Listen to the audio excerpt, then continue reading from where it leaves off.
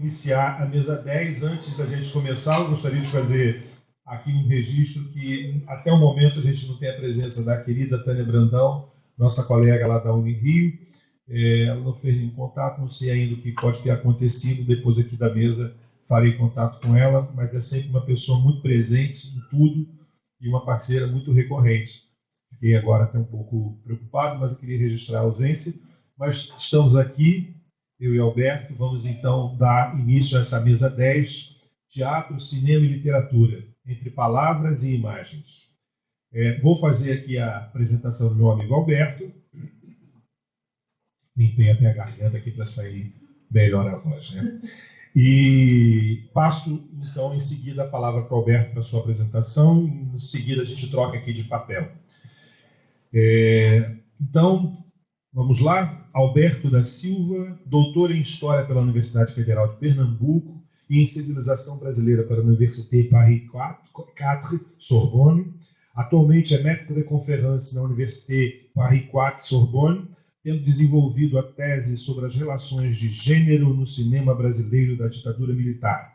Tem publicado vários artigos sobre essa temática, relacionada igualmente às questões de classe e raça na cultura brasileira.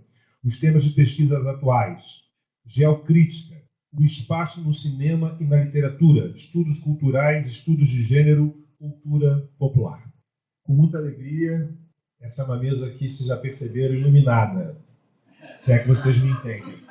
Passo aqui a palavra para o meu querido amigo Alberto, que está chegando. Messier. Obrigado por essa apresentação graciosa. Bom dia a todos e todas. Em primeiro lugar, gostaria de agradecer esse convite ao Jobim e ao André Dias.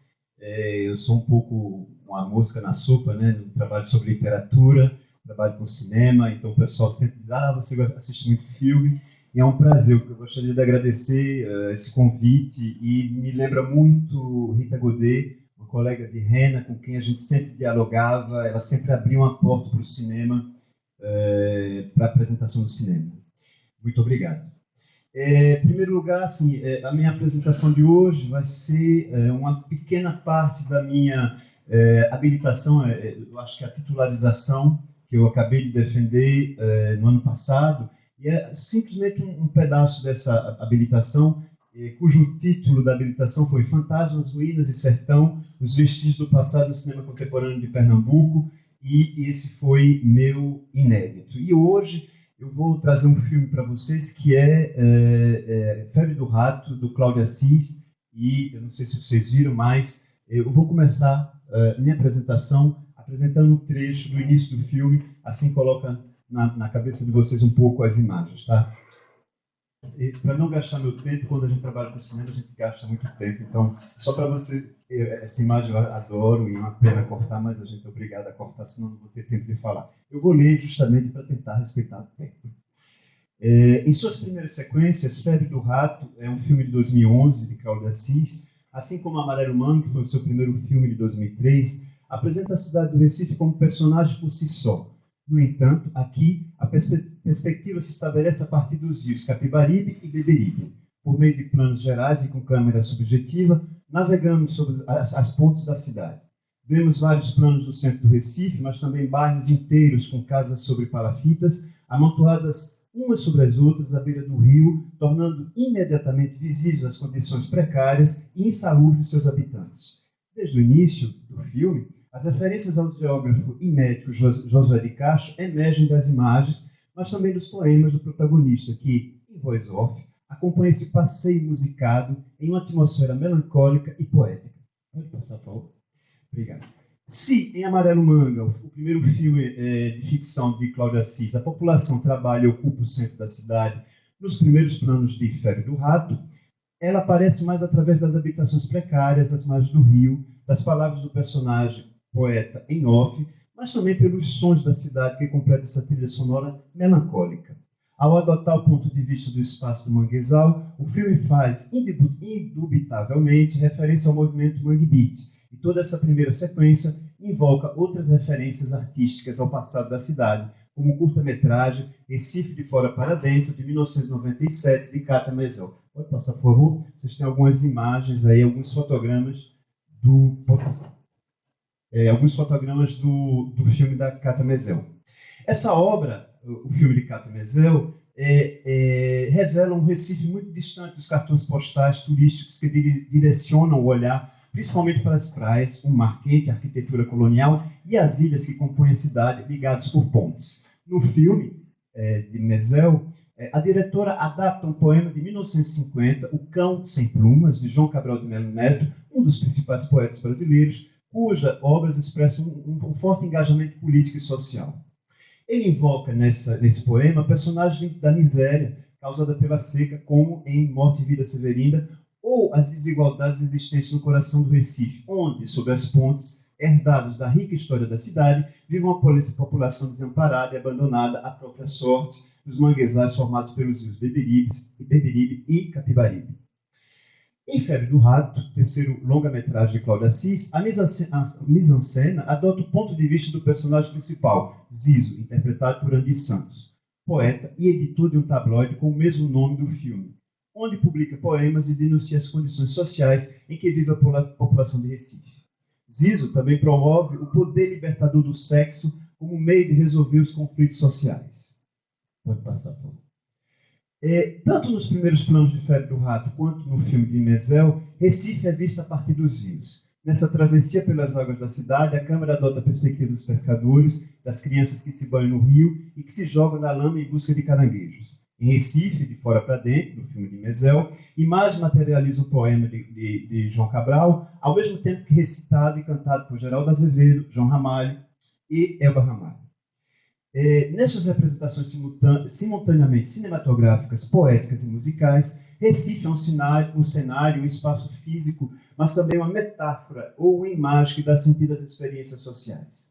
Um espaço vivido, como diria Henri Lefebvre, concreto e abstrato, abrindo outras possibilidades através de uma dialética tripla, como proposta por Eduard Soja, entre espaço, tempo e ser social. Uma outra forma de compreender teoricamente as relações entre história, geografia e modernidade. Essa maneira de tratar as problemáticas sociais sob uma perspectiva artística se reflete na escolha do filme de se concentrar na vida cotidiana do personagem poeta, contestador e de seus amigos, filmados em espaços habitados por uma população modesta, da mesma forma que Amarelo Mangue. Eu sempre falo da Amarelo Mangue, que tem uma coligação. A narrativa se constrói em torno do auto-ego do diretor, Zizo, poeta contestador, inspirado na figura de Miró da Muribeca, pseudônimo de João Flávio Cordeiro da Silva, referência na poesia urbana brasileira, que se tornou célebre por suas performances poéticas nos circuitos alternativos da capital pernambucana. O protagonista de Febre do Rato vive com sua mãe, Dona Marieta. Seu ateliê fica nos fundos da casa, onde ele escreve e imprime seus poemas, além de fabricar objetos como marionetes. É também nesse espaço que Zizo recebe suas e seus amigos, especialmente as vizinhas, Estela Mares e Dona Anja, duas mulheres bem mais velhas com as quais ele mantém relações sexuais em uma grande bacia de água no jardim de seu ateliê. Em uma das paredes do ateliê, vemos uma reprodução de Bakunin, figura revolucionária russa, filósofo e teórico do anarquismo, defensor de uma visão socialista e libertária absolutamente hostil ao Estado. Uma filosofia de contestação ao poder estatal, a qual o personagem de Zizo adere, o que ele coloca em seus poemas e performances provocadoras. Os créditos iniciais de Febre do Rato são marcados pelo som de uma fotocopiadora que dita o ritmo das imagens projetadas na tela. Os nomes dos patrocinadores e instituições públicas que financiaram o filme surgem em preto e branco como um tratamento gráfico que remete às impressões das antigas técnicas de impressão, como a litografia ou repografia mecânica. Os créditos finais seguem esse mesmo estilo, mas também apresentam ao fundo desenhos que remetem aos personagens e às certas cenas do filme. Após os créditos, inicia a sequência em que vemos Recife a partir do rio, como já mencionamos. A câmera filma Zizo em seu ateliê, preparando material para a produção de seu jornal. Com a ajuda de uma velha máquina litográfica, ele imprime manualmente, página por página, o jornal Febre do Rato. Em seguida, em plano de sequência, que acompanha uma jovem caminhando pela favela Iraque, na periferia do Recife. Enquanto a câmera segue de costas, vemos os becos da favela até finalmente chegar a uma praça em ruínas e decadente, onde Zizo distribui seu jornal à população local. Desde o início da sequência, na trilha sonora, ouvimos a voz de Zizo em off, por meio do microfone. Cito: meu querido povo do Irã-Iraque, podem calar as bocas oficiais, mas nunca a poesia. E minha boca é pura poesia. Safada, mas poesia. Entremelada, mas poesia. Arrotada e mesmo assim poesia. O Febre do Rato continua a servir de veículo contra os interesses das classes dominantes, seja ela em que instância for, de rico para pobre, de pobre para pobre, de classe média contra pobre, de classe média contra classe média. Fim de citação. No filme, vemos repetidamente o protagonista confeccionando seu jornal e o distribuindo tanto nos bairros periféricos de Recife quanto no centro da cidade, abordando a população ao microfone de seu carro velho, mas também de um barco, navegando pelo rio sobre as pontes do centro, como mostra as figuras... Você pode passar, por favor? Não, era antes, eu acho que eu me perdi aí. Não, é esse aqui, tá. Obrigado. Entre os anos 60 e 80, em plena ditadura civil-militar, alguns poetas encontraram nas velhas máquinas de repografia um meio artesanal independente de escapar às limitações comerciais do mercado editorial, oficial e controlado. Nesse contexto da censura e perseguição, à imprensa e às expressões artísticas, a reprografia ofereceu uma possibilidade econômica, rápida e eficaz de produzir e distribuir folhetos e textos. No plano formal, esses poetas marginais utilizavam sem pudor o verso livre, o poema piada e a oralidade, sintetizando certas tradições modernistas e rejeitando os cânones normativos do verso. Frederico Oliveira Coelho enumera várias características para definir o artista desse período. Cito: o poeta marginal não pode mais ser definido unicamente pelos livros mimeografados que produziu, nem apenas pela relação escrita entre poesia, vida e contracultura, tampouco exclusivamente pela informalidade de uma poética nascida das perplexidades cotidianas dos jovens urbanos brasileiros durante a ditadura militar. Fim de citação. O personagem de Zizo encarna bem esses poetas, tanto pelo estilo de sua poesia, quanto pela forma de produzi-la e difundi-la, mas também por seu gosto anárquico, pela contestação da ordem estatal, simbolizada especialmente pela imagem do teórico Mikhail Bakunin, exposto em seu ateliê. Enquanto o protagonista está à margem do mercado literário, ele consome drogas e defende o amor livre, referências ao movimento hippie dos anos 70, perceptíveis em seu modo de se vestir e de falar. No filme de Cláudio Assis, as reminiscências do passado dos movimentos de contracultura também são trazidas pelos personagens que cercam Zizo, como as mulheres mais velhas com quem ele faz amor, seu amigo Boca e seus comparsas que vivem uma relação poliamorosa, ou ainda Painho e Vanessa, um único casal do filme, um modelo sui generis de relacionamento que Zizo admira. Apesar de o filme se passar nos anos 2000, esses personagens vivem uma espécie de comunidade marginal que remete aos anos 70, cujo centro nevrálgico é Zizo e sua casa, que ele divide com sua mãe. Nos anos 70, os movimentos de contracultura foram associados por parte da esquerda a reivindicações burguesas, ao imperialismo e à atitude política. Já em Zizo, o discurso de liberação sexual e corporal orgiástica não é incompatível com o engajamento político e representa uma ferramenta de resistência e reação a qualquer poder opressor, seja ele econômico, moral ou ético.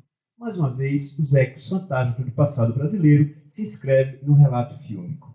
Em suas análises da poesia marginal dessa época, o pesquisador Oliveira Coelho afirma que esses artistas permaneciam à margem no mercado da sociedade conservadora dos anos da ditadura. Além disso, a expressão marginal não se limitava apenas a esses poetas, mas também a outras manifestações artísticas na sociedade brasileira, especialmente entre 1961 e 69, quando expressões como imprensa marginal, arte marginal e até cinema marginal passaram a ser conhecidas pelo grande público.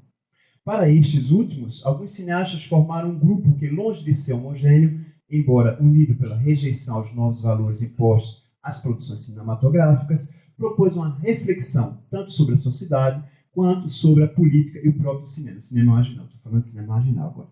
Esses cineastas, que se colocavam sob o sino do lixo, elaboraram alternativas estéticas ao reciclar elementos da cultura pop americana e referências populares ligadas à sociedade brasileira periférica. O Bandido da Luz Vermelha, de 1968, de Rogério Scarlatti, foi um filme emblemático dessa expressão cinematográfica.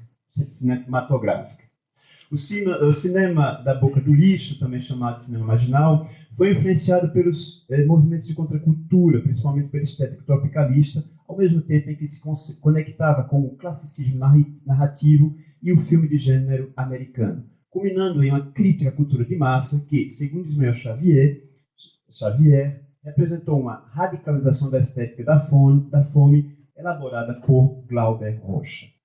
A dimensão visceral presente no cinema de Cláudio Assis se entrelaça com outras características do cinema marginal, como o wooden groove, a estética do trash, a violência exacerbada, a sexualidade libertária, a carnavalização e a denúncia dos males sociais são marcas de uma marginalidade impressa tanto em Amarelo Manga como em Febre do Rato. Entre as características do cinema marginal, Fernão Ramos destaca a glorificação do abjeto, que se materializa na tela por meio do nojo, da sujeira, da degradação, da obscenidade. Além disso, Ramos afirma que no cinema marginal o abjeto e o horror têm como função perturbar, utilizar uma espécie de agressão ao espectador.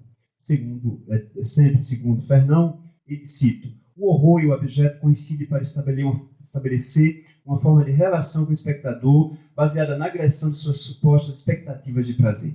Fim de citação. A relação agressiva com o espectador parece inevitável na medida em que o autor tenta reproduzir no público o horror provocado pela proximidade com o objeto. Por outro lado, ainda segundo Ramos, essa agressão ao espectador inscreve-se numa tentativa de questionar sua posição social e de abrir seu universo de vida. Compartilhamos a interpretação de Fernando Ramos a respeito do cinema marginal. Porém, no caso dos filmes de Cláudio Assis, mais do que agressão, preferimos falar de provocação dirigida ao público, forçando a se confrontar com a realidade que no seu cinema quase sempre assume uma conotação pessimista próximo do niilismo. Essa escolha provoca uma reflexão constante sobre a sociedade no qual os personagens evoluem, mas também sobre a posição dos próprios espectadores diante do que se apresenta na tela. Essa opção arriscada é a base sobre a qual Assis construiu um estilo cinematográfico muito pessoal, por meio de enredos, da construção dos personagens e também da mise-en-scène.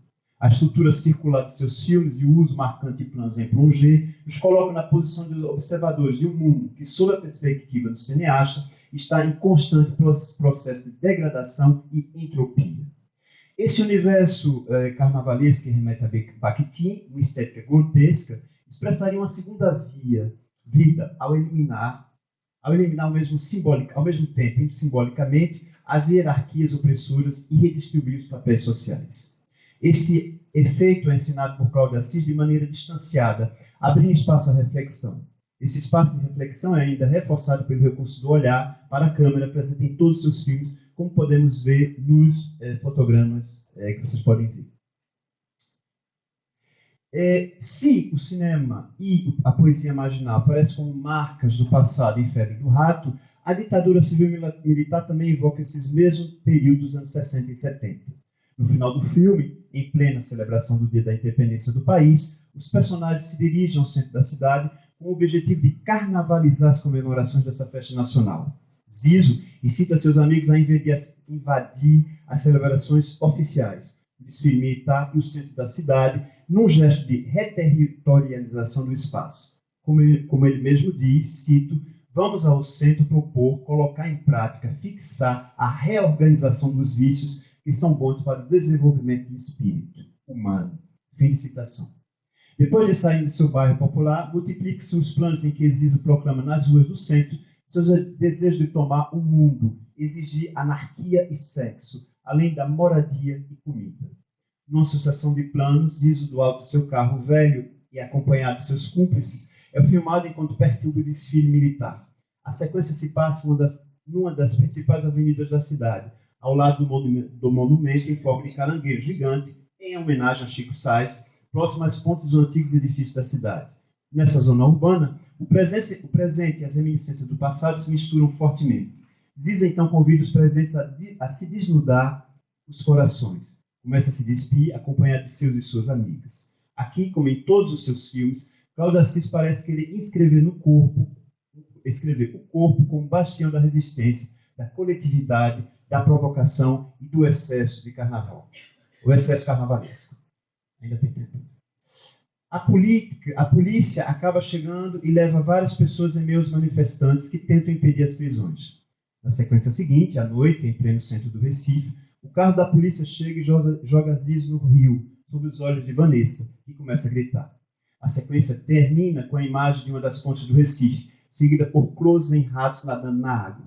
Mais uma vez, o passado da ditadura dos anos 70 assombra o presente com o desaparecimento de Zizo, como tantos militantes daquele período da história do país.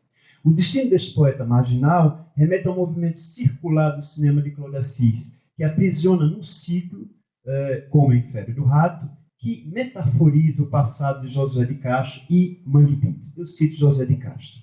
O homem que produz a merda, com a qual surge o mangue, onde nasce o caranguejo, que é comido pelo homem, e que produz na merda, nesse ciclo constante. Eu não sei se tem tempo de mostrar na última sequência. Essa é das últimas sequências do filme, e eu agradeço pela atenção.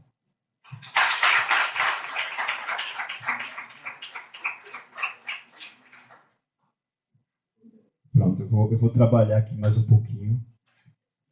Bom, eu vou apresentar meu colega, André Dias, professor associado de literatura brasileira e professor do programa de pós-graduação em estudos de literatura da Universidade Federal Fluminense, coordenador do programa de pós-graduação em estudos de literatura da Universidade Federal Fluminense, líder do grupo de pesquisa literatura e dissonâncias, pesquisador associado, PRINT-UF, membro pleno do grupo de trabalho Dramaturgia e Teatro da Associação Nacional de Pesquisa e Pós-Graduação em Letras e em Linguística, ANPOL, é bolsista em Produtividade e Pesquisa CNPq e também cientista, de nosso estado da Fundação de Amparo à Pesquisa do Estado do Rio de Janeiro, FAPESG. Autor de diversos artigos científicos e capítulos de livros, organizou dossiês temáticos em periódicos e livros, entre eles Dramaturgia Inquietas, o Teatro dos Livros dos Palcos, Pagé, 2024.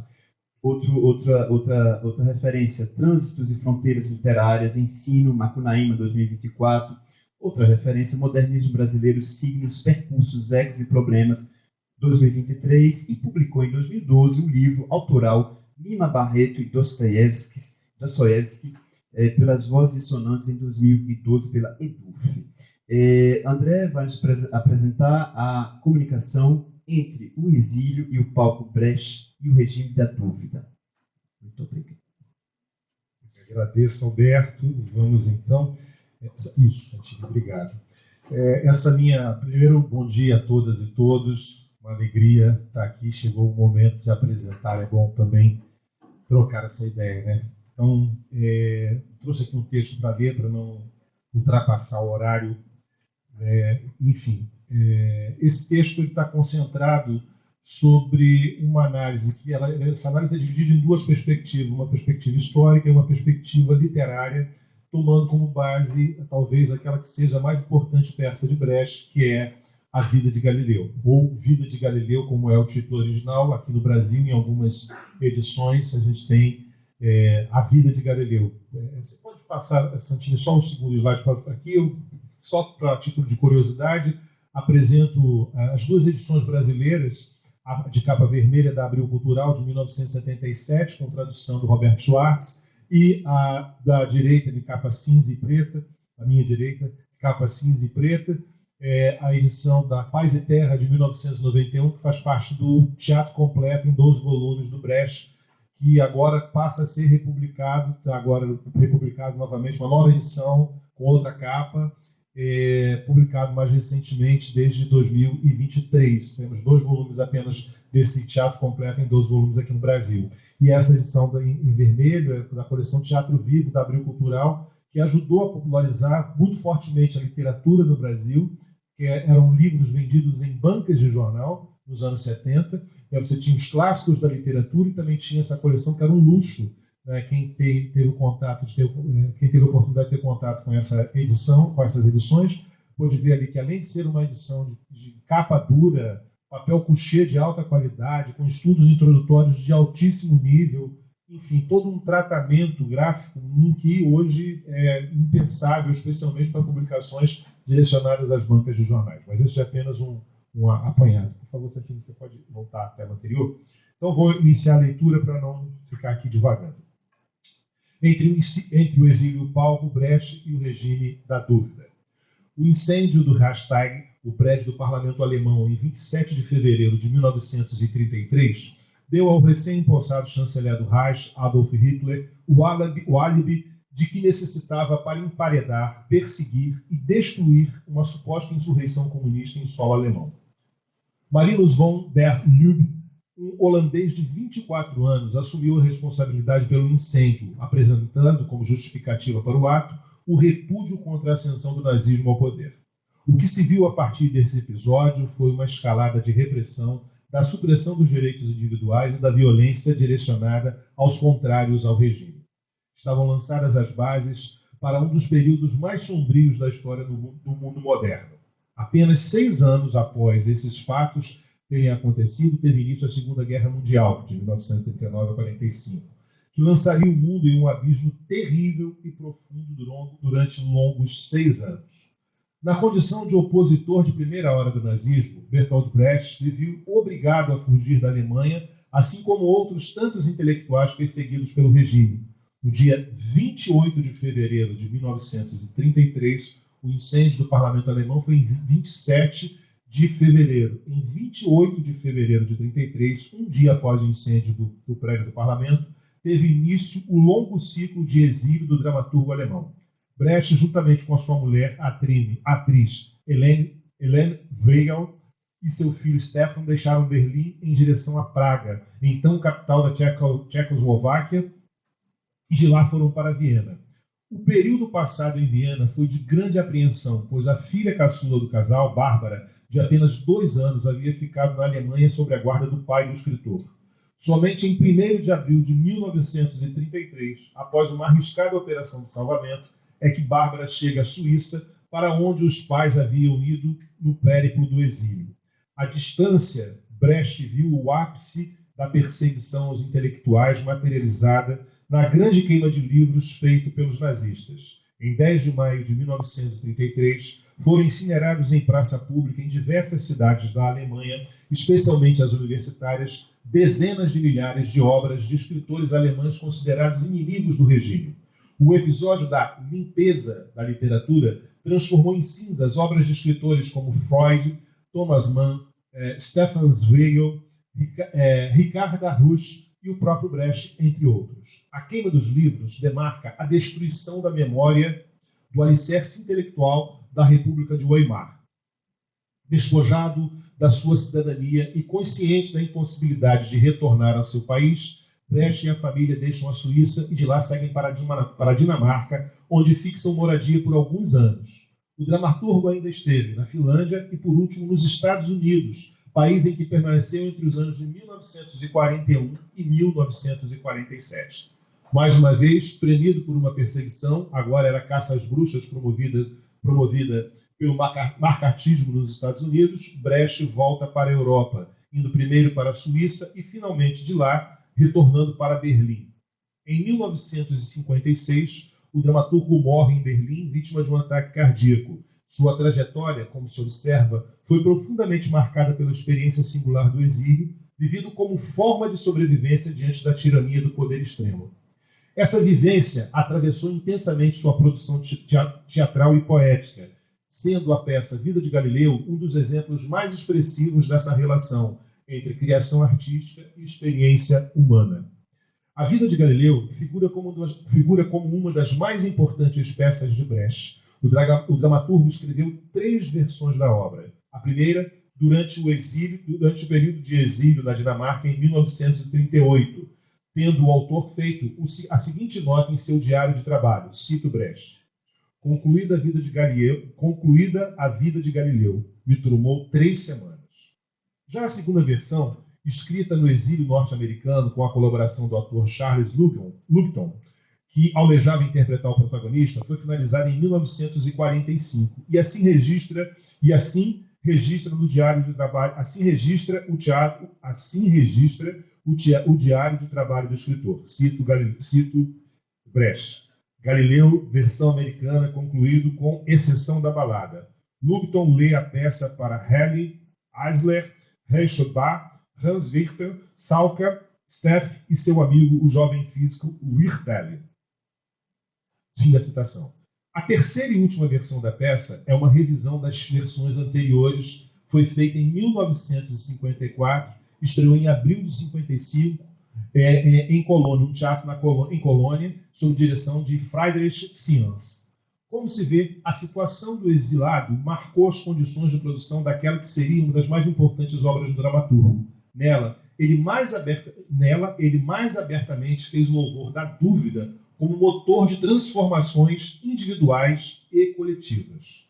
Ao escolher a figura histórica de Galileu como protagonista, Brecht não apenas seleciona uma figura histórica da maior importância, como também retira um possível caráter espectral da personagem ao apresentar um Galileu profundamente humano, por isso falho, contraditório e cindido entre o desejo da glória, o medo da tortura e da morte. Cabe registrar algo que é da maior importância, né? Brecht se notabilizou por várias fases em sua trajetória, entre elas um trabalho um teatro dialético, né? Deixando claro que se tinha ali era um teatro antinaturalista, portanto não era vida no palco. Então, para um artista que faz um teatro, que tem uma preocupação de deixar claro que esse é um teatro antinaturalista, portanto não é uma tentativa de reprodução da vida no palco, criar uma obra que vai ser, a meu ver e ao ver de outros críticos, aquela que seria a obra definidora do seu teatro, a partir de uma figura histórica, a questão assim, andar no limite da faca, né? Então acho que é importante fazer esse registro. O enredo de vida de Galileu apresenta um cientista despido de sisudez, afeito ao hedonismo, dono de um caráter ambíguo quando se trata do avanço da ciência. A história tem início em Pádua, onde Galileu é professor na universidade local. Gozava de liberdade de pesquisa e de um salário baixo que lhe obrigava a dar aulas particulares para complementar a renda. Bem ao feitio dos professores, todos nós que somos professores, né? Sem titubear, o protagonista se apropria de uma luneta ainda não conhecida na Itália da época como se fosse uma invenção sua, e com ela passa a defender e aprofundar o sistema Copérnico, segundo o qual a Terra e os astros girariam em torno do Sol, esse sim estático. As posições heliocêntricas, por contrariarem os dogmas da Igreja Católica, custaram a Galileu a perseguição da Inquisição, que o ameaça de tortura e morte, levando o protagonista a abjurar de suas teses para total desapontamento de seus discípulos. Galileu cai em desgraça entre seus pares, passa o resto dos seus dias em uma espécie de prisão domiciliar, onde segue pesquisando, aprimorando suas ideias, escrevendo os discorsi. Né? Os discorsi, né, em título em português, são os diálogos e demonstrações matemáticas entre duas novas ciências, que vai ser considerado o tratado mais importante desenvolvido por Galileu, a figura histórica. Né? Galileu cai em desgraça, então, peraí. Suas ideias escrevendo os discordes sob permanente vigilância da Inquisição, que confisca seus escritos à medida que o estudioso os produz. Na peça, né, nós temos ali uma personagem, um discípulo do Galileu, Andrea Sarti, discípulo de Galileu, antes de partir para a Holanda, portanto, um discípulo daqueles que havia ficado profundamente decepcionado com o fato do Galileu ter negado inicialmente as suas teses. Né? Andrea Sarti, discípulo de Galileu, antes de partir para a Holanda, apesar da decepção com as atitudes do velho mestre, resolve visitá-lo. Este consegue entregar a Andrea Sarti uma cópia completa dos seus discursos, que, através das mãos do discípulo, ganha o mundo e a história. A seguir, acompanharemos um dos principais excertos do 14º quadro da peça Vida de Galileu. A passagem marca um momento crucial do diálogo entre o cientista e seu discípulo, Andrea Sarti. Ali temos um Galileu marcado pelo opróbrio da abjuração de suas teorias científicas, um homem em prisão domiciliar e sob vigilância constante da Inquisição. O encontro entre mestre e discípulo fora planejado por Andrea como um último esforço de tentar compreender as razões da negação de Galileu. Uma maneira de procurar uma saída honrosa para o mestre que caíra em descrédito ante seus pares cientistas. O movimento de Andrea Sarti, mais do que um lance de compaixão, vai se configurar como uma ação de inconformismo frente ao destino do mestre. Mesmo tomado por profunda decepção, era difícil para o discípulo aceitar que Galileu traíra a ciência e, por extensão, seus confrades de ofício. Andrea Sartre vai visitar o cientista encarcerado. Ao propor uma derradeira conversa, Andrea buscou um ajuste de contas, sem saber que isso reabilitaria seu afeto e admiração por Galileu. Ao descobrir que o mestre, mesmo em prisão domiciliar, seguiu com seus estudos, apesar de eles serem confiscados pela Inquisição, Andrea Sartre admirou-se da tenacidade do pesquisador. Mais admirado ficou quando descobriu que Galileu guardava uma cópia dos estudos, escondida. Tal descoberta mudava tudo na cabeça do discípulo. Para ele, o mestre negara as suas pesquisas para manter-se vivo e terminar o trabalho. Andrea Sartre diz a Galileu, cito a peça: se o senhor acabasse em chamas na fogueira, os outros que teriam vencido. Fim da citação. Galileu deixa claro que não se tratava de um estratagema para seguir nas pesquisas. Ele afirma categoricamente que negara seus estudos por medo da tortura e da morte. Andrea Sartre, compadecido do velho mestre, retruca com o seguinte argumento, cito a peça: o medo da morte é humano. Fraquezas humanas não têm nada a ver com a ciência. Fim da citação. Apesar de abatido pela condição em que se encontrava, Galileu se contrapõe ao discípulo e afirma, cito a peça: mesmo em meu estado presente, ainda me sinto capaz de lhe dar algumas indicações relativas às várias coisas que têm tudo a ver com a ciência com a qual o senhor se comprometeu. Fim da citação. A fala que se segue é pautada por uma profunda consciência sobre o abismo da ignorância, as tarefas da ciência e o papel da dúvida na construção do conhecimento. Você pode botar o terceiro, que é esse trecho que eu vou ler agora para vocês acompanharem, que ele é muito forte. Assim se manifesta Galileu ao discípulo. Cito, Galileu: a prática da ciência me parece exigir notável coragem. Ela negocia com o saber obtido através da dúvida. Arranjando saber a respeito de tudo e para todos, ela procura fazer com que todos duvidem.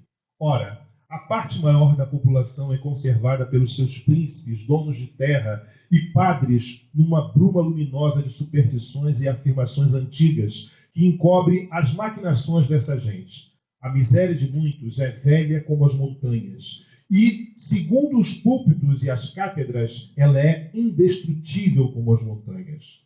Os movimentos dos corpos celestes se tornaram mais claros, mas os movimentos dos poderosos continuam imprevisíveis para os povos. A luta pela mensuração do céu foi ganha através da dúvida, e a credulidade da dona de casa romana fará que ela perca sempre de novo a sua luta pelo leite. A ciência, Sartre, está ligada a duas lutas. Enquanto tropeça dentro de sua bruma luminosa de superstições e afirmações antigas, ignorante demais para desenvolver plenamente as suas forças, a humanidade não será capaz de desenvolver as forças da natureza que vocês descobrem. Vocês trabalham para quê? Eu sustento que a única finalidade da ciência está em aliviar a canseira da existência humana. E se os cientistas, intimidados pela prepotência dos poderosos, acham que basta amontoar saber por amor ao saber, a ciência pode ser transformada em aleijão, e as suas novas máquinas serão novas aflições. Nada mais. Fim da citação. Para Galileu, a coragem dos cientistas deveria residir exatamente na capacidade de construírem um saber mediado pela dúvida. Mas não bastava apenas o cientista duvidar, era preciso disseminar por todo o tecido social essa desconfiança sobre as supostas verdades perenes. Sem essa atitude, a sombra da ignorância seguiria sobre a sociedade, impedindo que esta erga os olhos e veja além dos ditames dos donos do poder da ocasião. O velho mestre continua seu argumento expondo como a ignorância de muitos está a soldo da manutenção do poder de poucos. Ele reconheceu que a ciência, através da dúvida, avançava, mas não o suficiente para gestar a consciência de que o exercício da desconfiança é um dos caminhos fundamentais para buscar a desejada liberdade. Para Galileu, os indivíduos incapazes de questionar estão fadados à abjeção de lhes faltar o mínimo para suprir as necessidades primárias dos seres humanos. A ciência, por seu turno, precisa se levantar contra o tormento da ignorância, a fim de que suas descobertas não sejam obstruídas pela estupidez do negacionismo, fundado na má-fé dos que desejam preservar os privilégios de uma minoria em contraposição às necessidades da maioria. Questão absolutamente da ordem do dia, não só do Brasil, mas do mundo, né? Perto de finalizar sua exposição, Galileu faz a mais forte e impactante indagação a seu interlocutor. A quem os cientistas, e por extensão, sua ciência servem? Para quem trabalham? Em um apelo humanístico, Galileu expõe a contradição e o vazio da ciência que não está a serviço da melhoria das condições humanas. Ele critica os cientistas que se deixam intimidar pelos donos do poder e assim obliteram a capacidade de pensar, encastelando-se num suposto amor ao conhecimento cuja finalidade é esconder a infertilidade dos seus esforços. O resultado dessa posição é a cooptação do pensamento e a transformação de suas descobertas em máquinas de aflições. A reflexão de Galileu convoca o cientista e o intelectual à responsabilidade por seus atos e escolhas, revelando as contradições inerentes à condição humana. Suas palavras funcionam como uma advertência de alguém que experimentou de forma concreta o alto preço imposto a todos os que se arriscam a percorrer o caminho da construção do conhecimento. Galileu sabia pela própria experiência que o compromisso com a dúvida crítica cobra sempre elevado tributo. Assim, já velho e consciente de suas fragilidades, reconhece na dúvida o principal motor das transformações humanas. Para que esse motor funcione plenamente, é necessário desenvolver a consciência de que existem múltiplas formas de ser e estar no mundo. No entanto, para que essas formas alcancem a plenitude, devem ser mediadas por um conjunto básico de atitudes sistematizado nos seguintes termos. Cito, ou melhor, enumero. Ininterrupto regime da dúvida, permanente estado de inquietação, incessante vigília contra a domesticação do olhar e perene mobilização dos sentidos. Conduzir a existência com base nesses princípios é tarefa complexa e exigente, pois requer dos sujeitos o exercício persistente do desejo de criar outros mundos. Mundos em que o abismo não seja o fim, mas etapa do aprendizado e transformação.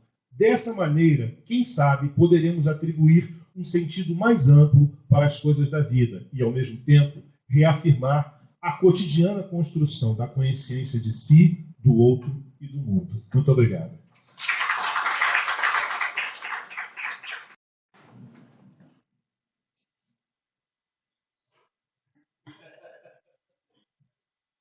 Agora, vamos àquela parte... Vamos pular a parte da timidez, gente? Então, quem tiver pergunta, só peço que venha aqui, que a Santini vai dar o microfone, que está ficando registrado. Então, a gente abre para conversar. Acho que temos muito a conversar. Pelo menos a gente espera. Aquele pessoal que eu paguei para fazer pergunta e agora é o momento. Olha lá, o Saulo já se levantou. Eu dei a ele R$100 antes de começar a fala. Falei, Saulo, faz uma pergunta. Não recebeu ainda não? Então o Pix não entrou, Saulo. Foi mal. Por favor, Saulo, fica aqui para você. Obrigado pelas apresentações de vocês dois. Eu tinha uma pergunta para você, Alberto. Eu queria ouvir você a respeito dessa colaboração que ele faz com Walter Carvalho e Hilton Lacerda, aqui no Amarelo Manga, Baixo das Bestas, os três juntos também. E aqui a gente tem Walter Carvalho, principalmente, o uso do preto e branco, essa imagem granulada. Será que você podia nos falar disso? E a respeito do Zizo, havia um Zizo do Recife, que fez fanzines, que morava com a mãe, e você tem razão em falar de Miró, mas o Zizo do filme é um pouco Miró, é um pouco esse Zizo, é um pouco França, os outros poetas marginais também. A respeito de Brecht, não sei se você trabalhou sobre Brecht no Brasil, mas essas duas traduções que você apresentou, será que você podia nos falar um pouco disso? Obrigado.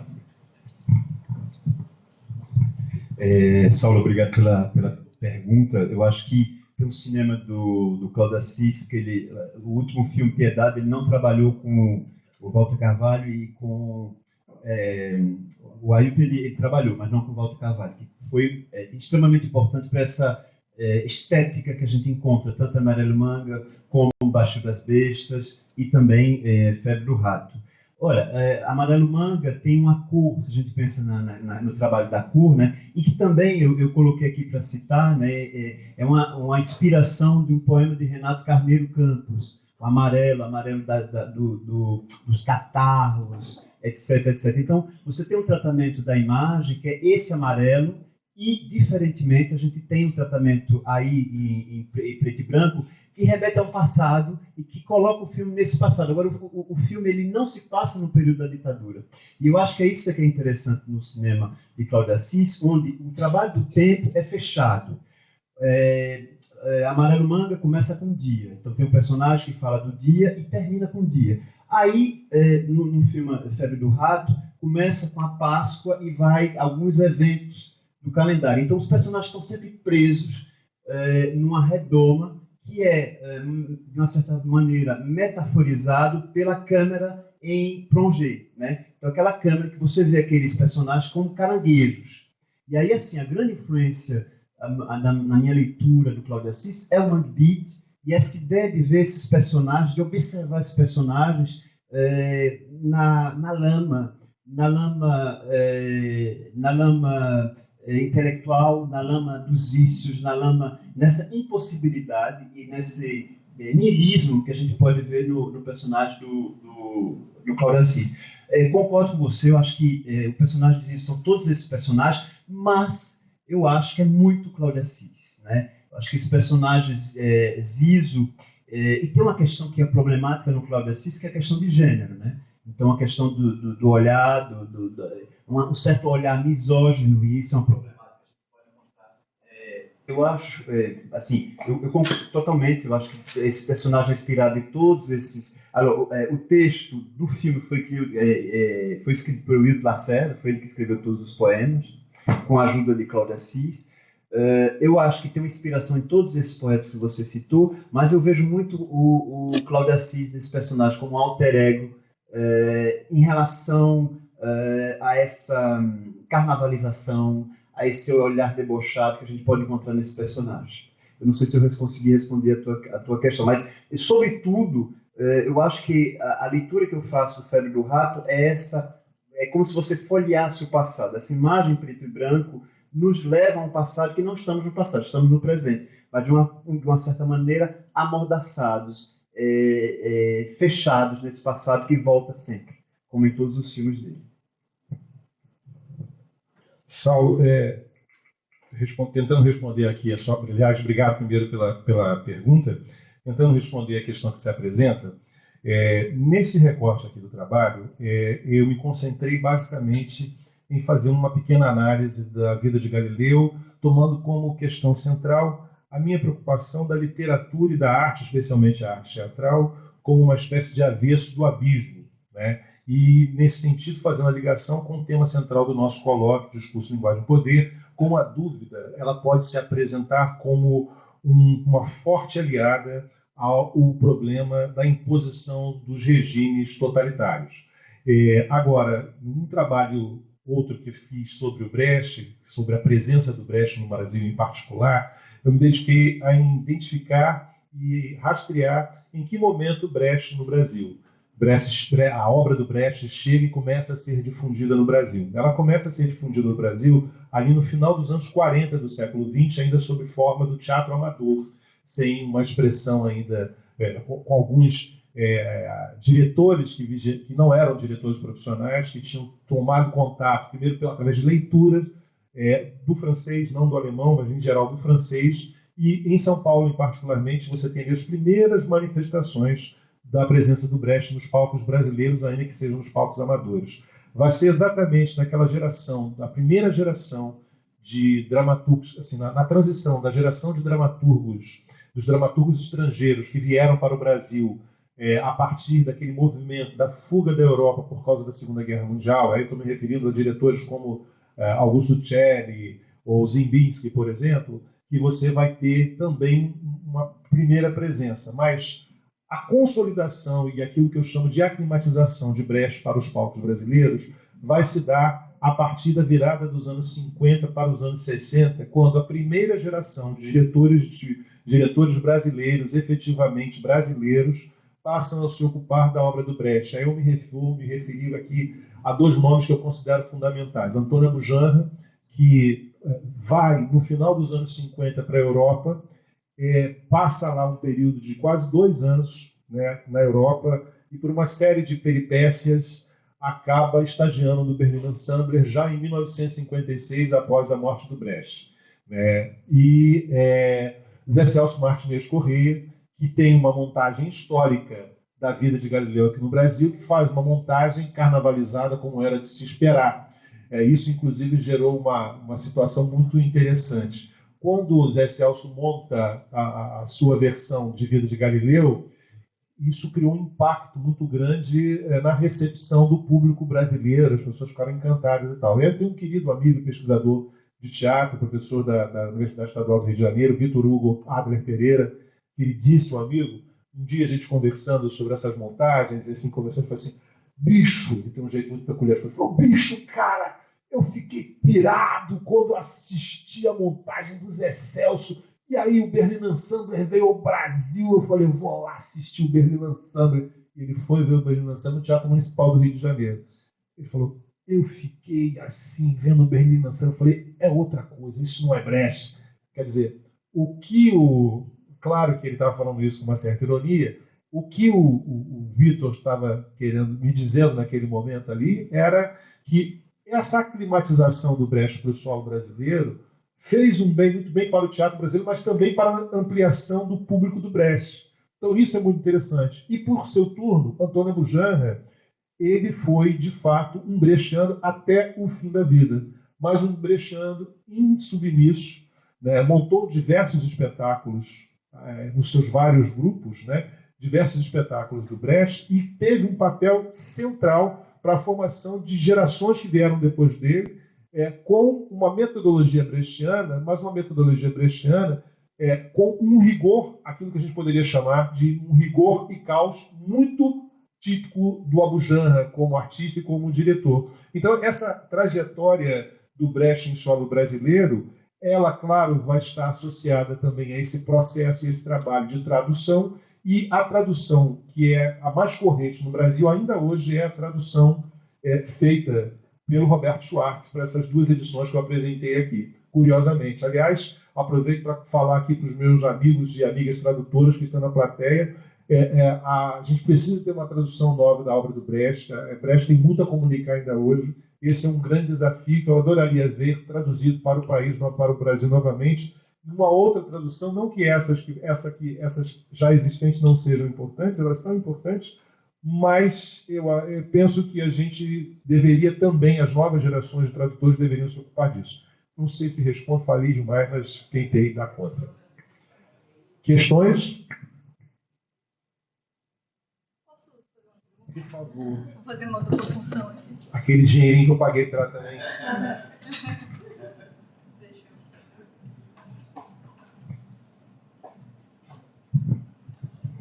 Oi. Fiquei pensando numa forma inteligente de falar, né? Porque tem tantos professores aqui tão inteligentes, mas eu fiquei pensando numa coisa que acho que atravessou as 2 comunicações, né? Quando você fala sobre os personagens olharem para a câmera, né? E é uma coisa que tem muito a ver com Brecht, né? Você não falou disso especificamente, né? Mas fiquei pensando muito sobre esse atravessamento, né? Você falou da dúvida como forma de transformação, né? E como esse recurso de quebrar a narrativa de alguma forma, né? De lembrar que o público está ali assistindo a um teatro, ou que não é a vida ali, como você colocou, né? Não é a vida representada em si, né? Mas enfim, uma narrativa, de fato, né? Então, fiquei pensando sobre isso como forma de deslocamento, como forma de pensamento crítico, né? Pensando nas 2 obras, nas 2 apresentações de vocês. E fiquei pensando muito do Saulo, Alberto, que eu falei Saulo, por causa do Saulo, Alberto, sobre essa relação com o espaço, né, desse espaço vivido, desse ciclo, né, que você falou do caranguejo, enfim, lama, desses restos, né, tipo, te ouvir um pouquinho mais sobre isso, talvez em relação do espaço e de estar às margens, né, de se esgueirar, né, por entre essas brechas, enfim, um pouquinho disso, gente. Obrigado pela questão, e a leitura que eu faço justamente é um distanciamento brechiano, né? Eu acho que no cinema, e é uma característica do cinema de Cláudio Assis, esse olhar à câmera, né? Então, é um cinema, assim, minha experiência com Baixo das Bestas, não sei se vocês assistiram esse filme, é um filme muito difícil, e num dado momento, assim, não há censura, mas num dado momento eu parei de trabalhar com ele com os alunos, porque assim, eu lembro que eu tinha uma aula, acho que tinha 20 alunos, e assim, 15 eram meninas, né, jovens, e assim, e lá eles não vão embora, então eles ficam até o final, eles ficam assistindo até o final.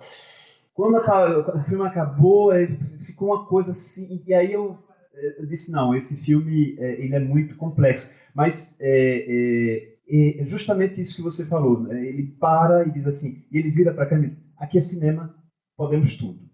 E aí é um momento de uma reflexão, né? É esse momento que você tem essa reflexão, e a gente pode encontrar esse dispositivo em todos os filmes.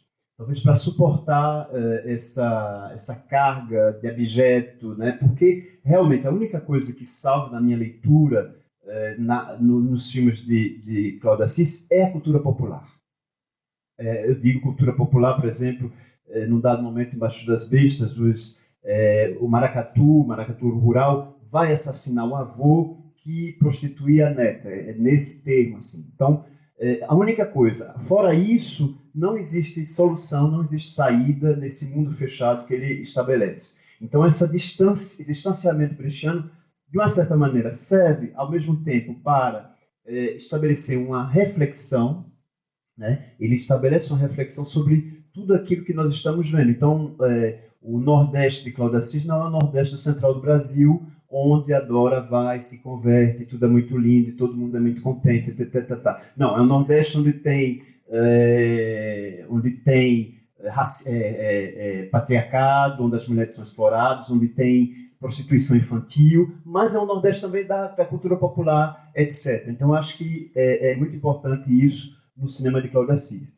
O espaço é muito interessante porque nesse filme em particular ele cria um terceiro espaço, né? Zizo ele está sempre filmado entre as pontes, ele não está nem em cima nem embaixo, cria um espaço heterotópico, né? Como diria Foucault, que é um espaço da reflexão, um espaço da liberdade. Agora, essa complexidade também no cinema de Cláudio Assis, uma liberdade que na minha leitura, né, de uma forma dialética, é um olhar muito masculino, um olhar de um criador masculino, e aí eu penso em Geneviève Cillier, que é uma pesquisadora francesa, que ela analisa a Nouvelle Vague, e ela vê isso, ela vê que a Nouvelle Vague tem um olhar masculino sobre o corpo das mulheres. E eu, na minha leitura, principalmente Febre do Rato, tem essa questão. Ele é o gênio criador, né? E as mulheres são as musas, são as que vão dar ou vão atrapalhar.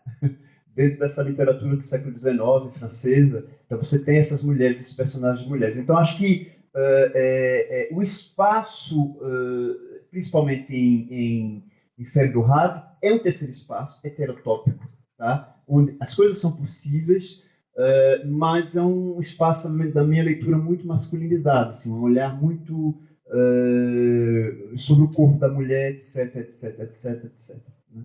E aí, que difere completamente do Amarelo Manga, onde os personagens ocupam as pontes, sobre as pontes. E aí ele está entre as pontes, entre dois espaços diferentes, em vários...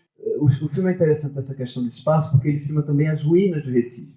Os personagens estão nas ruínas, né? Eles emergem dessas ruínas. Então tem uma reflexão, como havia em Amarelo Manga também, onde os personagens ocupam o centro da cidade. E essa é a grande questão aqui mesmo no Rio, né? Quer dizer, você tem o espaço histórico ocupado por uma população subalterna, uma população modesta, que ocupa esse espaço onde a elite vai ocupar a praia, etc, etc. É o caso de Recife, né? Então, sobre os escombros da história do Recife, esses personagens vagueiam, vivem, transbordam dessa maneira. Obrigado, Santini, pela sua questão e essa articulação que você faz entre as nossas apresentações. No caso do Brecht, essa escolha pelo trabalho com o teatro antirrealista, esse teatro que se diz teatro, é exatamente no sentido de provocar o espectador à reflexão de que o que se está sendo exibido ali no palco não é uma representação da vida, mas é o teatro que deve construir a consciência das transformações sociais que estão em curso na própria trajetória, nas trajetórias individuais e coletivas. E no caso em particular do Galileu, né, que é uma peça escrita entre 1938 e 1939, é interessante que a gente pode ter, assim, você tem esse percurso que eu procurei demonstrar na apresentação, né, dessas três revisões, né, 3 versões da peça até chegar à sua versão final. Essas versões se aplicam a muitos contextos diferentes, históricos diferentes. E se a gente hoje, em 2025, lê essa peça, pode pensar uma articulação da maior importância sobre a centralidade da dúvida para a construção do conhecimento. Se a gente pensa no nosso ambiente acadêmico, por exemplo, que é um ambiente muito territorializado, né? Um ambiente em que há muitas certezas e poucas dúvidas, embora as dúvidas sejam expressadas discursivamente, as práticas demonstram muito mais certezas do que dúvidas. Então, a advertência que aquele quadro da peça que eu li aqui, partilhei aqui com vocês, com todos nós aqui, né, que eu partilhei aqui, aquela advertência, ela serve também para para nos perguntar, do ponto de vista acadêmico, o que a gente tem feito, por exemplo, a gente tem se encastelado dentro dos muros da universidade. Quantos de nós que estamos aqui nesse auditório hoje, por exemplo, tem conhecimento do que se dá no entorno daqui do campus? Qual a relação que a gente tem? Um evento como esse que a gente está organizando, eu penso que também tem embora majoritariamente ele tenha um caráter acadêmico universitário, mas a gente teve aqui em vários momentos, especialmente nas apresentações de semana passada, uma articulação com a escola básica. Eu sempre fico aflito na condição de docente, na condição de professor da graduação, especialmente, mas também da pós-graduação, com como a produção de conhecimento que a gente tem desenvolvido aqui pode, de alguma maneira, colaborar para o desenvolvimento não só dos estudos literários, mas que a gente tenha uma cultura literária efetivamente difundida entre a sociedade. Ontem nós tivemos aqui uma mesa que apresentava e fazia críticas ao retrato da leitura no Brasil e aquele cenário pouco animador que a gente conhece. Entretanto, eu que venho do chão da escola, né, dos meus 31 anos de docência, 17 eu passei no chão da escola. Passei como professor da escola básica. E não tenho nenhuma dúvida em dizer algo que eu considero da maior importância. Por trás, pela frente ou pelo lado de qualquer iniciativa bem-sucedida, por exemplo, de formação do leitor no Brasil, está a figura de um abnegado professor. E não está, não há um projeto de Estado, não há tampouco um projeto de governo. Então, de que maneira nós que estamos na universidade, a gente pode colaborar com os nossos companheiros que estão na escola básica, por exemplo? É só um dado. Eu acho que essa pergunta pode servir como uma nova chave de leitura para essa vida de Galileu, que está aqui tão construída poderosamente, a meu ver, pelo Brecht. Não sei se respondo plenamente, mas tentei. A elogio de amigo é quase vitupério. Por favor. Eu gostei muito da mesa, até teatro e cinema são duas paixões que, embora eu não trabalhe isso academicamente falando, mas o cinema mais do que o teatro, sempre a gente dialoga com a literatura. Eu tenho uma pergunta, e na verdade a pergunta dela foi muito legal, que relacionou vocês dois, as minhas não, as minhas são bem separadas. Eu sou uma pessoa que assiste bastante cinema, mas não sou mais estudiosa de cinema. Fiz até os cursos, viu, de pós-graduação, quando letras era junto com cinema. Lembra que o João Luiz dava... A gente tinha um professor famoso, que João Luiz Vieira, que deu uns cursos até que eu assisti. E ele falava que eu era ouvinte, que eu era professora também, mas que para eu fazer curso eu tinha que fazer trabalho. Senão ele não deixava eu entrar no curso. Mas, enfim, então eu queria que você fizesse uma relação, porque eu vi que você é um especialista em cinema pernambucano, com esse renascer nascer do cinema pernambucano hoje, que a gente está aí lendo todo dia, não só o Agente Secreto, mas esses outros que têm vindo por aí. Então, uma pergunta bem simples. Tem que ver com o público, não leitor, público espectador, né? Então, eu queria uma relação das coisas que você falou aí do Amarelo Manga e da Febre do Rato, que eu acho que algumas coisas têm, mas você que é o especialista. E com você, André, você me trouxe de volta. Eu vi o Galileu Galilei, do Zé Celso, claro. Do outro, não sei, acho que foi bem antes. Eu vivi o Brecht quando eu era aluna de graduação em letras na UFRJ, em plena ditadura. Eu vi o Círculo de Giz Caucasiano, vi o Brecht. E você falou uma coisa muito interessante, que eu acho que... Claro que a gente estudava, no meu tempo de letras, igual o André voltou a ter aqui, tinha disciplina de teatro. Então, a gente leu muito Brecht, essa coisa do teatro realista, que questiona a própria, meio meta-teatro também, à medida que questiona, blá, blá, blá. Então, eu me lembro, você me trouxe tudo isso de volta, que estava tão lá no longinho da memória. Então, eu sei que você é especialista da Ujama, mas eu não me lembro da montagem dele, eu acho que eu não tinha idade ainda para isso, e me lembro do outro. Mas eu queria saber, André, assim, no teatro atual, se aquelas ideias de Brecht, que nos anos 70, que quando eu assisti, estavam tão no meio daquela juventude de um país que vivia uma ditadura braba, e por isso mesmo eu acho que essas coisas aconteciam. Agora, como é que é? Se há um teatro, não importa se é de autoria nacional ou não, porque a leitura, a montagem às vezes é outra, quer dizer, está aí o Zé Celso, né? Que ele pega qualquer texto, Oswald de Andrade, Brecht, e faz Zé Celso, né?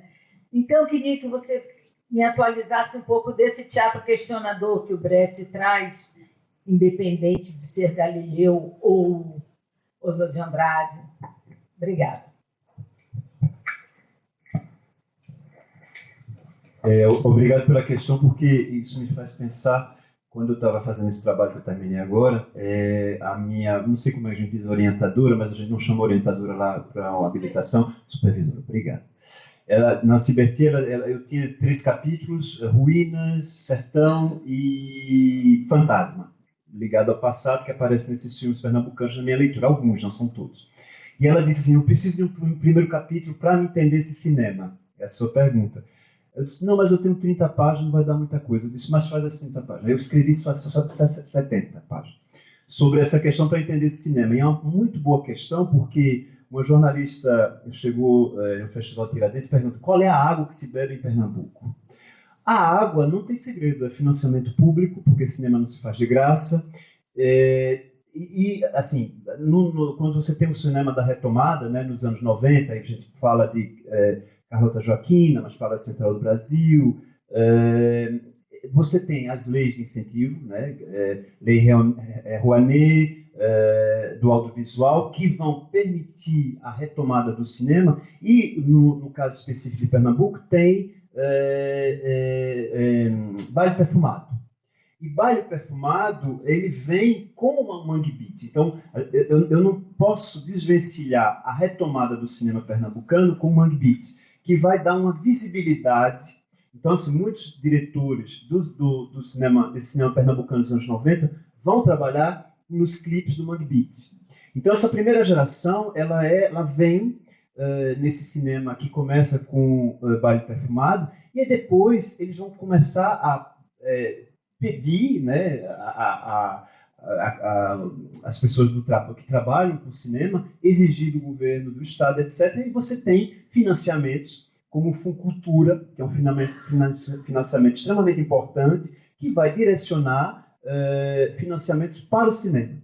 Então, assim, não se faz, tem que ter apoio público para que o cinema exista, né? Você tem que ter como é que eu posso dizer, uma atitude da parte do governo, e foi isso que aconteceu. Fora isso, você tem o cinema da Fundação Joaquim Nabuco, que durante muito tempo foi programado por Kleber Mendonça, que criou uma cinefilia muito importante. Nós temos também a criação do curso de cinema da Universidade Federal de Pernambuco, que vai... Então, é uma série... Aí você tem dois festivais importantes, Festival Janela, mas Festival do Cinema de Pernambuco, que vai dar uma visibilidade assim. Então, é um conjunto de coisas que vai... e nós vamos chegar a esse cinema que, por exemplo, nós temos 3 filmes hoje, né? Manas, que ganhou um prêmio em o Azul, que ganhou em Berlim, Manas, que ganhou um prêmio em Veneza, e agora Agente Secreto. Quer dizer, então, não é por acaso, são 3. Então, assim, não é por acaso, não é... E é um cinema muito... E, assim, é um cinema que saiu das rédeas, assim, não está mais... Eu acho que o Kleber Mendonça, ele ainda vai falar sobre Recife, mas o Manas é um filme que não se passa em Recife. É feito por uma pernambucana, Mariana Brenan, mas se passa...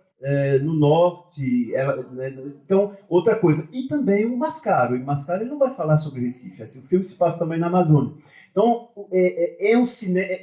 todas essas questões importantes vão dar margem à criação desse cinema. Agora, também é um passado, né? Então, você tem um ciclo de cinema, cinema Super 8 dos anos 70, extremamente importante. E esse pessoal do Super 8 foi muito importante para esse cinema do momento dos anos 90. Nós estamos em outra geração, uma segunda geração, que é uma geração dos anos 2000, que é uma geração que não quer mais falar sobre essas coisas pernambucanas, cangaço, que vai trabalhar sobre outras temáticas. Eu diria que Kleber é entre os dois. Ele ao mesmo tempo tem algumas coisas da geração antiga, uma dessa nova geração. Ele é alguma coisa muito sui generis dentro do panorama do cinema pernambucano. Mas certamente é política pública, né? Política pública, pedagogia do olhar, pedagogia, esse conjunto de coisas que eu acho que vai dar o efeito que dá agora. Mas aí eu posso citar o cinema pernambucano, mas eu sinto o cinema de Minas. E do Ceará também. Mas assim, por exemplo, você não tem as mesmas possibilidades de financiamento público do Estado que tem no Pernambuco. Você tem um financiamento público que vem do Estado, que é pioneiro assim, dentro das coisas do Brasil, que vai possibilitar a existência de cinema. Mas eu queria citar também filmes de plástico. Eu acho que você tem que ver filmes de plástico, é um cinema que se faz em Minas Gerais, em Contagem, e que é um cinema magnífico, mas é outro cinema, né? Obrigado, Livinha, pela sua questão. O primeiro aspecto é a gente pensar, né, fazendo a relação com Galileu, né? Se a gente toma como referência o ano de 39, sem contar ali as outras versões, mas 38 e 39 como a referência de composição do Galileu, pelo Brecht, já se vão 86 anos. Né? E Brecht é um divisor de águas no teatro mundial. Não seria diferente com a sua chegada aqui no Brasil. Pensando especificamente da presença do Brecht contemporaneamente no Brasil, eu posso citar, por exemplo, aquela que, para mim, é a melhor realização recente, que é de 2014, mas que ficou em cartaz até 2017, que é a montagem da Vida de Galileu, falando especificamente da Vida de Galileu, que é a montagem da Vida de Galileu feita pela Denise Fraga, né? Que é uma montagem extraordinária, absolutamente brechtiana em todos os sentidos, brechtiano no seu modo de realização.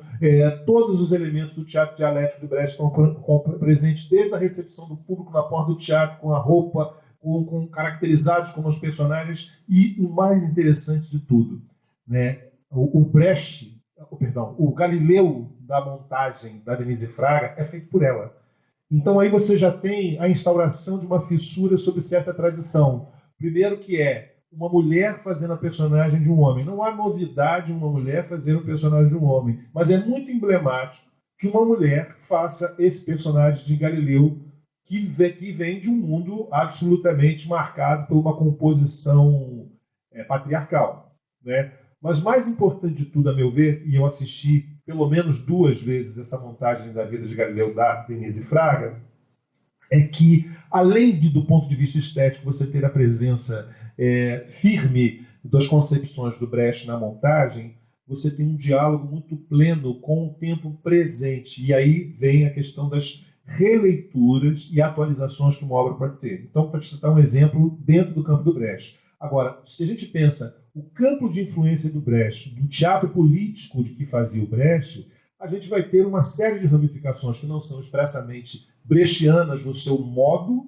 mas são absolutamente brechianas nos seus temas e nos modos de representação. Por exemplo, se você pensa, é claro que não se trata de uma influência exclusiva ou direta do Brecht, mas se você pensa no teatro realizado no Brasil desde o do Teatro Experimental do Negro, que para mim é um dos eixos centrais na formação da dramaturgia nacional, né? Porque todas as vezes que a gente entra no âmbito da discussão sobre o teatro brasileiro, se fala, não, Nelson Rodrigues é o responsável pela modernização do teatro brasileiro, depois certos setores da crítica vão fazer uma revisão, vão dizer, não, olha, a presença do Rei da Vela é determinante para esse processo de modernização, com um delay de 30 anos, que era escrito em 1933 e encenada pela primeira vez em 1964. Então, esse delay fez com que houvesse esse esquecimento. Então, fica-se concentrado, quando se pensa na inauguração de um teatro moderno no Brasil, na figura de Nelson Rodrigues e de Oswald de Andrade. Entretanto,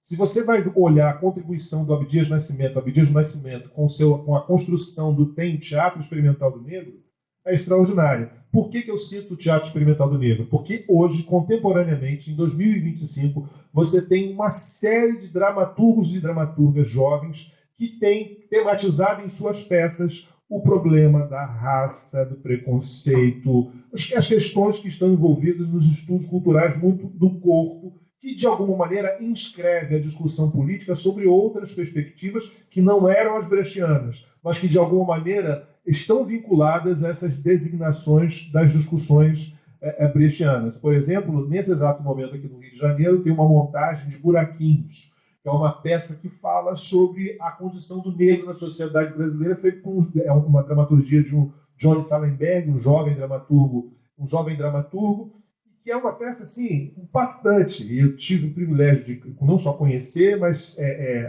orientar uma dissertação de mestrado sobre essa peça.